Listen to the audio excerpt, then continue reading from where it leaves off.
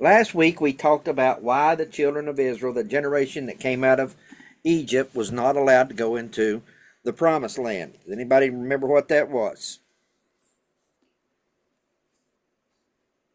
It was because they rebelled after the spies came back, and 10 of the 12 spies said, we can't go in there, but 2 of the spies did, and the people rose up against Moses and rose up against God and did not trust God. So God allowed them to,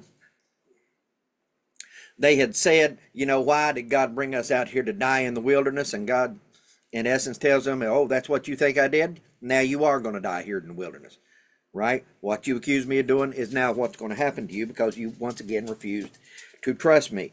But I hope we all know that Moses also was not allowed to enter the promised land. That is found in Numbers chapter 20. But to understand Numbers chapter 20 in its totality, let's turn back to Exodus chapter 17. Exodus chapter 17 happens right very soon after God leads them through the Red Sea and out of slavery in Egypt and frees them from that slavery in Egypt. And then we read in chapter 17 of Exodus, all the congregation of the people of Israel moved on from the wilderness of Sin by stages, according to the commandment of the Lord, and camped at Rephidim. There was no water for the people to drink. Therefore the people quarreled with Moses and said, give us water to drink. This begins their journey of quarreling. They continually quarrel against Moses and God. Verse 2, therefore the people quarreled with Moses and said, give us water to drink. And Moses said to them, why do you quarrel with me? Why do you test the Lord? But the people thirsted there for water, and the people grumbled against Moses and said, why did you bring us up out of Egypt to kill us and our children and our livestock with thirst? So Moses cried to the Lord, what shall I do with these people? They are almost ready to stone me. And the Lord said to Moses, pass on before the people, take in with you some of the elders of Israel, and take in your hand the staff with which you struck the Nile, and go. Behold, I will stand before you there on the rock at Horeb, and you shall strike the rock, and water shall come out of it, and the people will drink. And Moses did so in the sight of the elders of Israel. And he called the name of the place Massah and Meribah, because of the quarreling of the people of Israel, and because they tested the Lord by saying, is the Lord among us or not? So there's a greater theological thing going on here with striking of the rock. Jesus himself calls he is the living water. Right? That's what he tells the Samaritan woman at the well. I will give you the living water. So the rock is a symbol of Jesus. Now, how does the living water appear?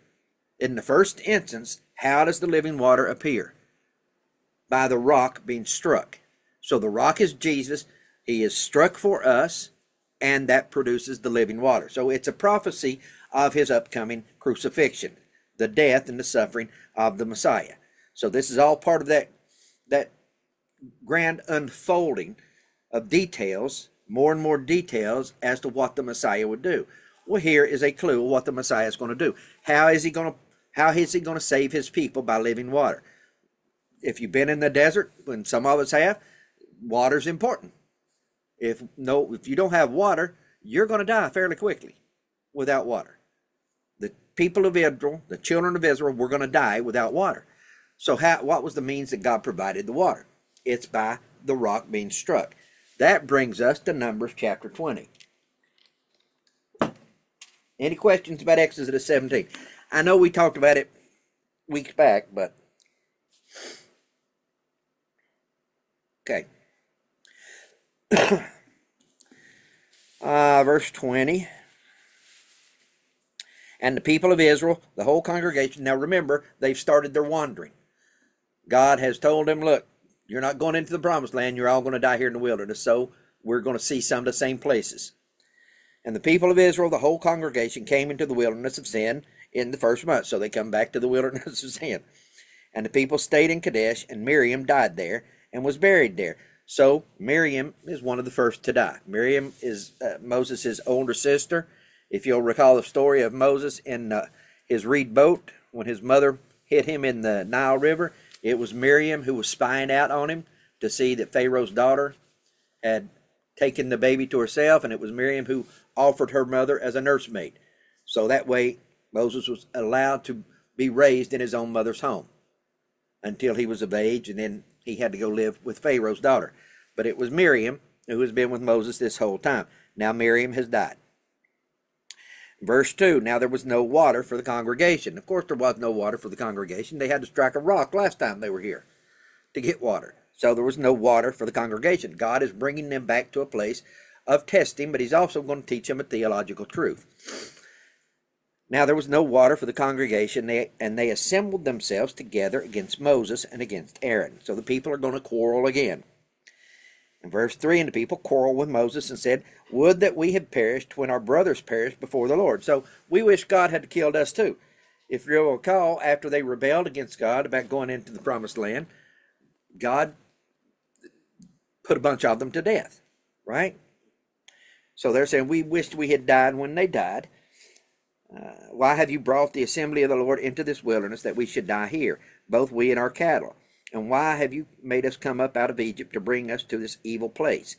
It is no place for grain, nor figs, or wines, or vines, or pomegranates, and there is no water to drink. They just refuse to go into the land flowing with milk and honey. Remember, when the spies come back, they're carrying grapes, they're carrying pomegranates, they're carrying all of this stuff that the children of Israel could have had, but they refused to go into the land.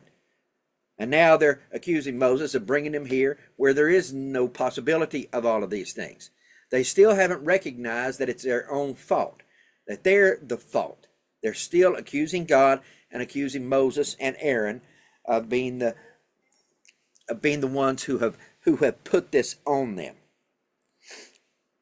And then Moses and Aaron, verse 6, went from the presence of the assembly to the entrance of the tent of meeting and fell on their faces. And the glory of the Lord appeared to them. And the Lord spoke to Moses, saying, take your staff and assemble the congregation, and you and Aaron, your brother, tell the rock, or speak to the rock, many of your translations say, and speak to the rock before their eyes to yield its water. So you shall bring water out of the rock for them, and give drink to the congregation and their cattle. And Moses took the staff from before the Lord, as he commanded him.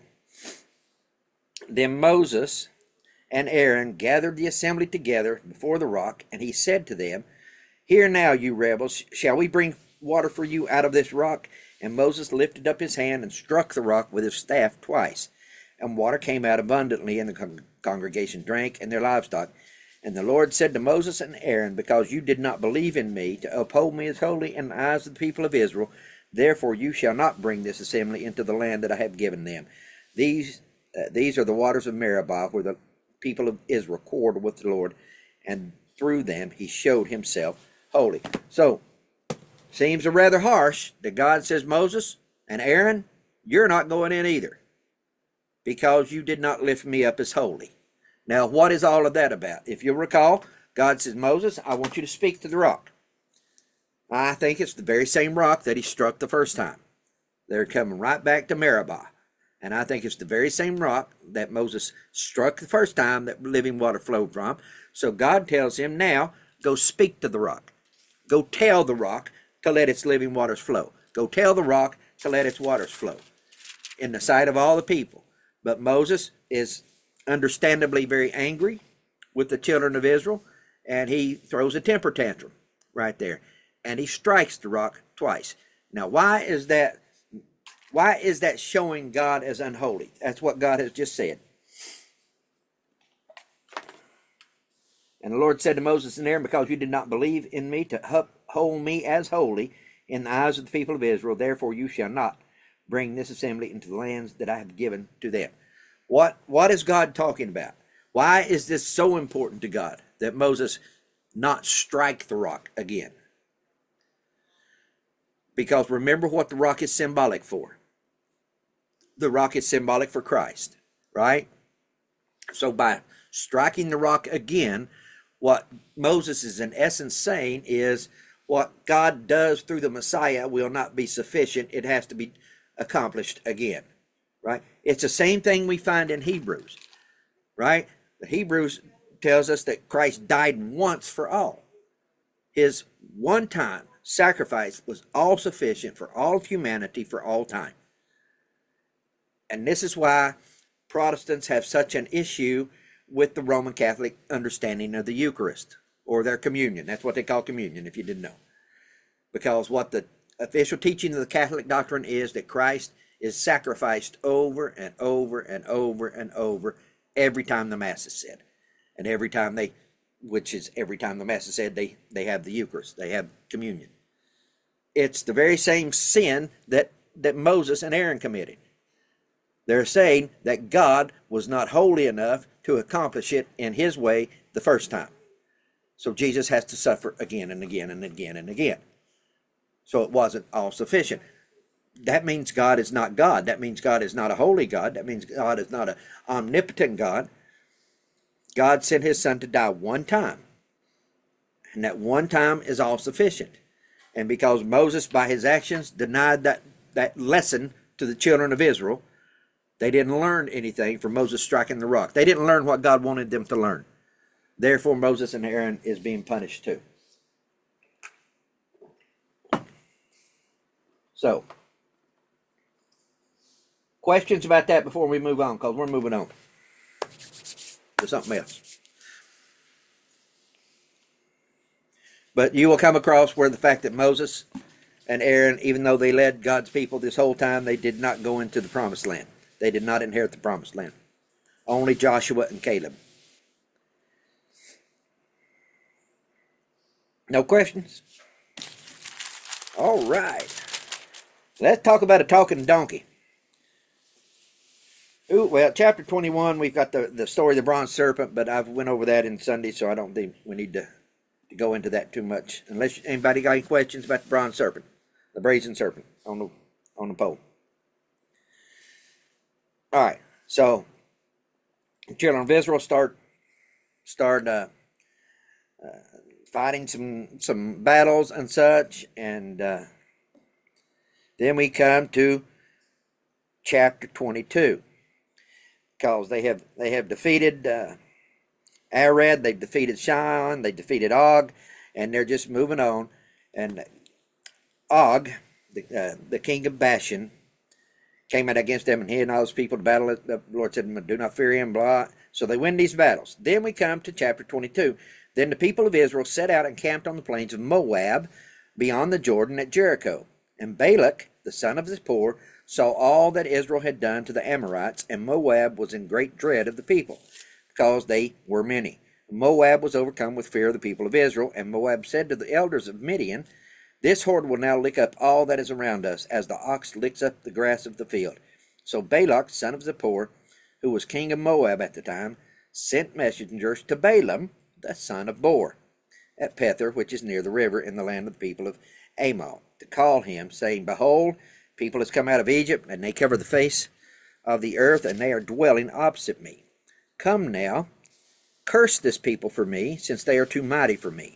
Perhaps I shall be able to defeat them and drive them from the land. For I know that he whom you bless is blessed, and he whom you curse is cursed. So the elders of Moab and the elders of Midian departed with the feast for divination in their hand, and they came to Balaam and gave him Balak's message. And he said to them, lodge here tonight, and I will bring back word to you as the Lord speaks to me. So the princes of Moab stayed with Balaam. And God came to Balaam and said, who are these men with you? And Balaam said to God, Balak the son of Zippor, king of Moab, has sent to me, saying, behold, a people has come out of Egypt, and it covers the face of the earth. Now come, curse them for me. Perhaps I should be able to fight against them, and drive them out. God said to Balaam, you shall not go with them. You shall not curse the people, for they are blessed. So Balaam rose in the morning and said to the princes of Balak, go to your own land, for the Lord has refused to let me go with you. So the princes of Moab rose and went to Balak, and Balaam said, Balaam refuses to come with us. So let me just shorten this story, and we'll go and just pick up a few things on it. Balaam, some kind of spiritual man. Was he a prophet? Some say he was a prophet. I'm not sure, but he was a spiritual man, and he delved in spiritual things. And so Balak says, I need you to curse these people who are coming out of Egypt, the nation of Israel. And so Balaam says, you come here, you stay here tonight, and I will seek God. I will seek God and see what God tells me to do. If God wants me to curse him, I'll curse him. But if he wants me to bless him, I'll have to bless him. So God said, no, you're not going to curse him. right? These people are blessed. You cannot curse them. So Balaam tells the king's representatives, I can't go with you. God won't let me go with you. So I can't come and curse these people. They go back and they tell the king that, and the king sends higher up people in the government, higher princes up, and promises a reward if Balaam will come and curse them. So we pick up the story that in verse 20, and God came to Balaam at night and said to him, if the men have come to call you, rise and go with them, but only do what I tell you. So Balaam rose in the morning and saddled his donkey and went with the princes of Moab. So they come back. This time God says, you go with them. But God's not happy with Balaam. God is upset with Balaam, which is what we see in the story that your kids will like.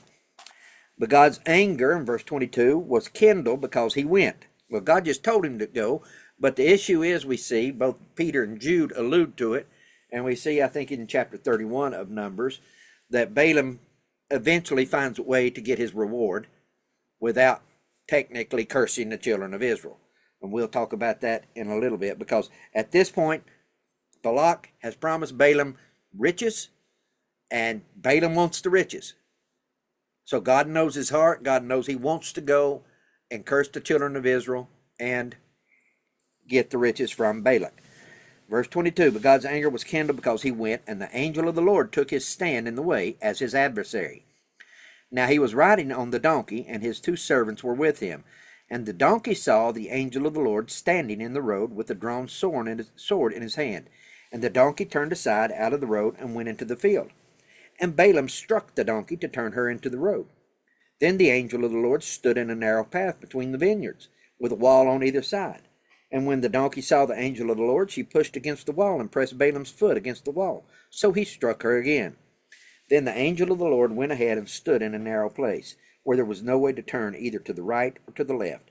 When the donkey saw the angel of the Lord, she laid down under Balaam, and Balaam's anger was kindled, and he struck the donkey with his staff. Then the Lord opened the mouth of the donkey, and she said to Balaam, what have I done to you that you have struck me these 3 times? And Balaam said to the donkey, because you have made a fool of me. I wish I had the sword in my hand, for then I would kill you. And the donkey said to Balaam, am I not your donkey, on which you have ridden all your life long to this day? Is it my habit to treat you this way? And he said, no. So he's having a conversation with his donkey. That would be kind of strange, wouldn't it?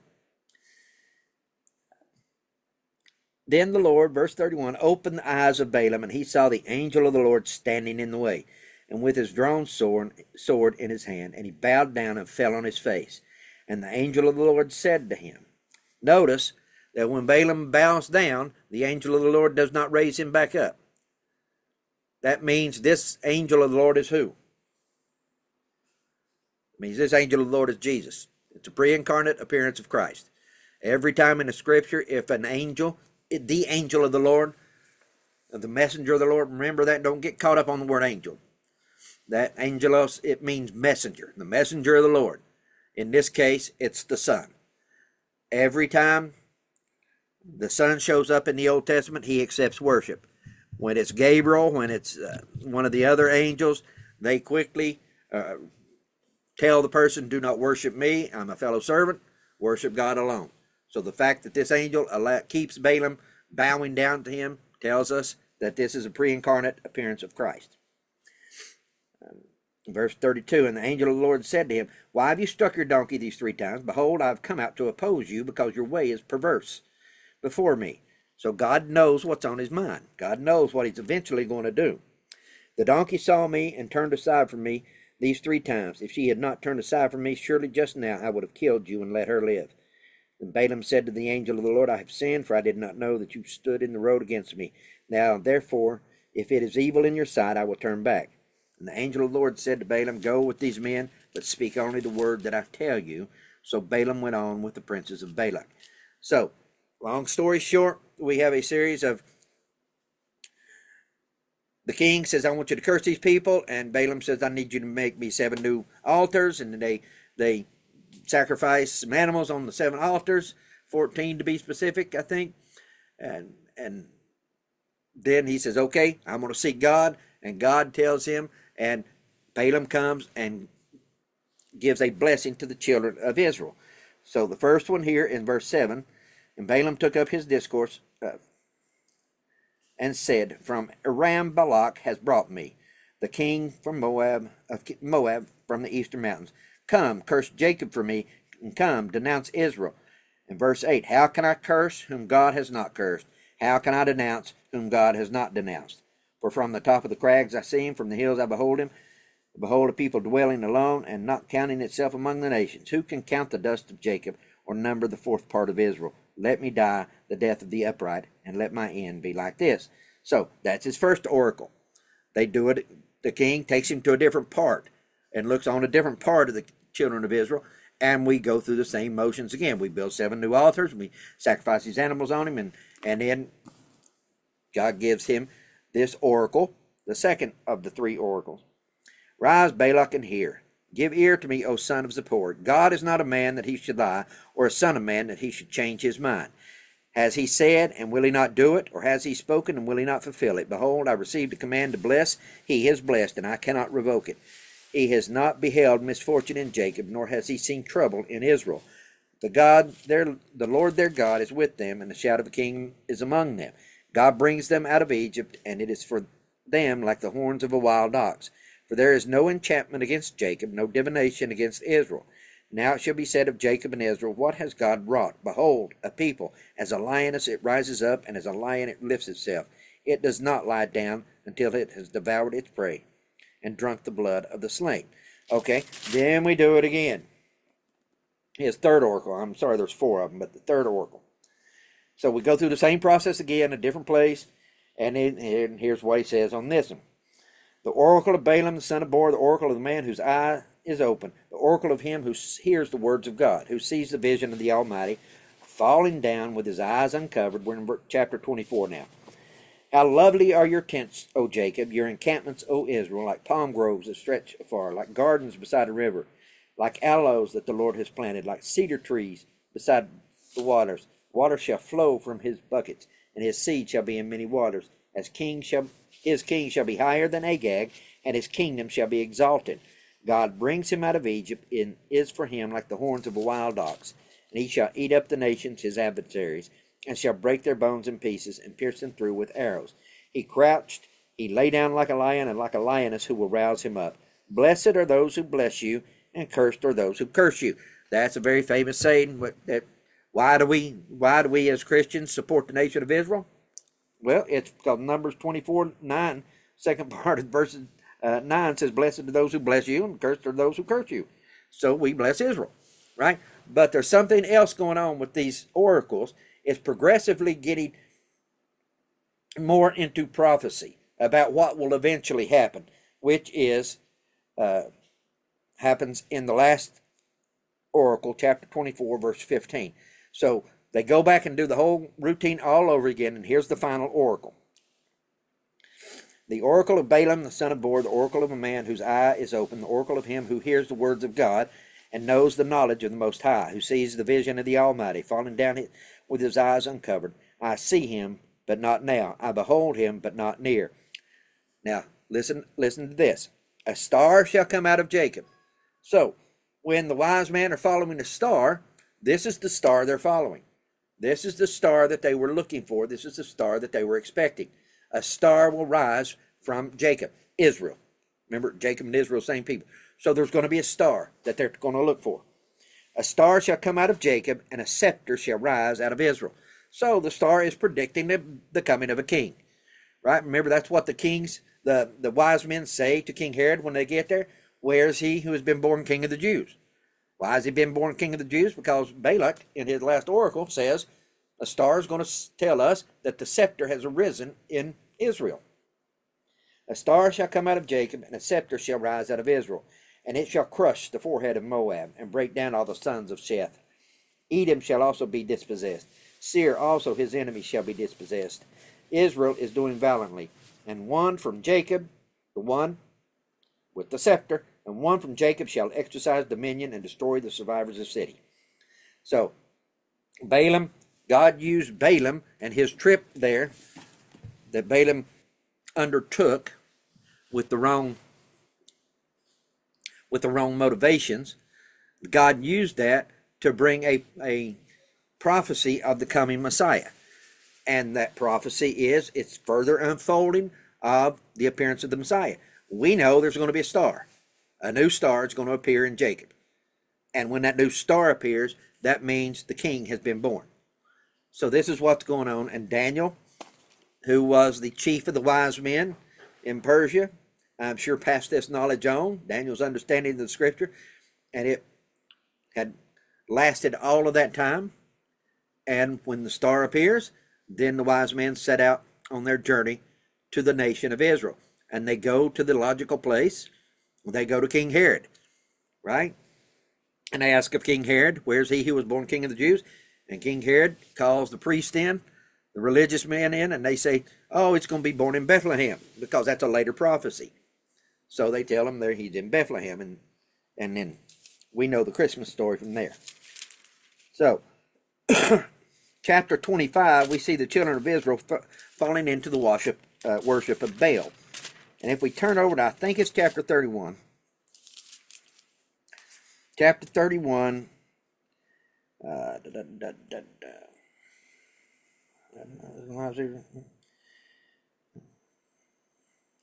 Yeah.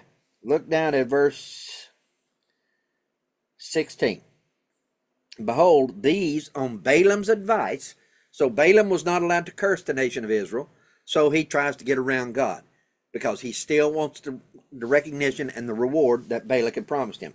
Behold, these on Balaam's advice caused the people of Israel to act treacherously against the Lord in the incident at Peor, and so the plague came among the children, the congregation of Israel. Now, so Balaam says to Balak, okay, here's how you defeat the nation of Israel. God won't let me curse them, but you can corrupt them with your women. You can send your women in and corrupt them and bring them over into the worship of God. Introduce worshiping other gods to them. Introduce gods, and we have seen previously that they're susceptible to that, right? Even when Joshua is leaving after conquering most of the promised land, years and years and years later, what does Joshua say at the end of his book? 24:14. Now therefore fear the Lord and serve him in sincerity and faithfulness.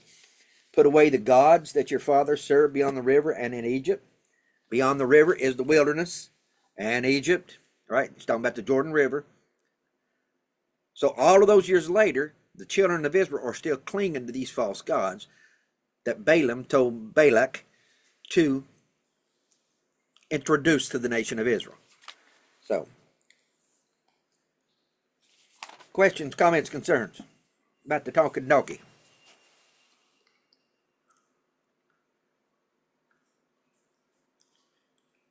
I don't know. Wonder if God will let animals talk in heaven. Be kind of funny.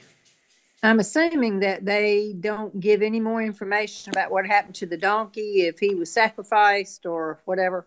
No, not that I know of. Not that I know of. I would imagine that Balak treated him pretty nicely after that, because he saved his life. Yeah. You would think. But I have a question, and it might be stupid, and I might have missed your answer or explanation earlier. What do you mean when you say oracle? a prophecy. Oracle is a well, okay, that's not entirely the case. An oracle is you're speaking for a deity, right? In Greek mythology, you had the oracles of Delphi, right? People would visit there, pay them money, and they would supposedly speak for the gods. So an oracle, you are speaking for God, which in a Christian terminology is a prophecy. Prophecy, remember, it doesn't mean foretelling the future. It means to speak the truth or to speak for God. So oracle simply means to speak for God. So those oracles that Balaam is reciting there are what God wanted him to recite, the words that God gave him. Thank you. That was my understanding of what an oracle was too, but my study Bible calls them blessings. So I guess it Well, I confused mean, me. the oracles turn out to be blessings as opposed to curses. So in the context of the story, Balak wants Balaam to curse the nation of Israel, and each time Balaam says, well, I got to see what God says, because I can't go against God. If God will allow me to curse them, that's why, they're doing all these sacrifices. They're trying to appease God so that God will do what they want him to do. They both want to be able to curse the children of Israel. They're trying to bribe God with these sacrifices. But God, in turn, 4 successive times, says, no, you're not going to curse, you're going to bless. And so the oracles, God is pronouncing a blessing on the nation of Israel, but it's Balaam speaking for God those blessings. That confused the issue? Absolutely. Good. I want to make things as confusing for you as possible, Tracy. Unfortunately, it doesn't take much. I don't believe that. No, it's the oracle itself is speaking a blessing. So the oracle is the blessing. So, and I don't know exactly what your study Bible says.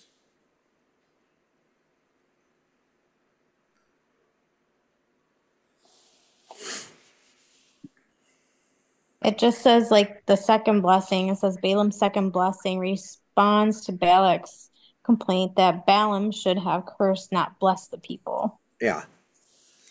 All right. What study Bible is that? That's for the second one. This is the ESV. I'll look at mine after a while. I've got one.